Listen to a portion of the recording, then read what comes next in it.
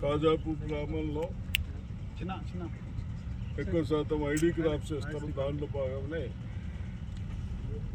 Soya వేసడం జరిగింది. Soya crop వచ్చింది, బాగానే ఉంది. ఎప్పుడైనా వర్షాలు పడతాయేమని రైతులు ఆందోళన ఉన్నారు. తప్పనిసరిగా మరి రేపు అమావాస్య ఎల్లుండి నుంచి, థర్డ్ అంటే ఎల్లుండి కదా, ఎల్లుండి నుంచి ఫెడరేషన్ అయినా ఇసుక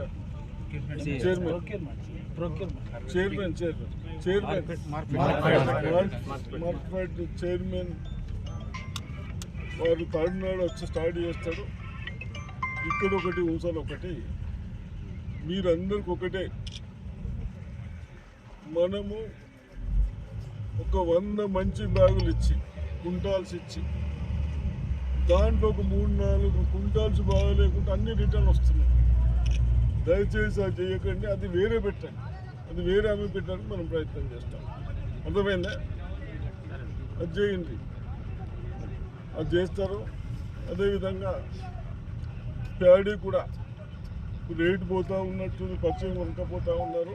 మీ దగ్గర ఇంకా లేట్ ఉన్నట్టు. ప్యాడీ కూడా ఎడిపల్లి మండలంలో అన్ని పచ్చే అమ్మేస్తున్నారు 2300కు.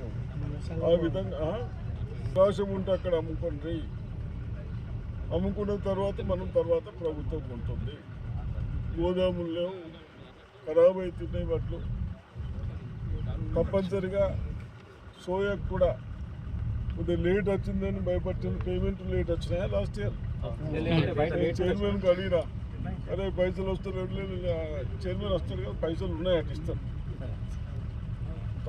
కాబట్టి తప్పనిసరిగా మీరందరూ మార్కెట్కి ఇవ్వాలని కోరుతారు.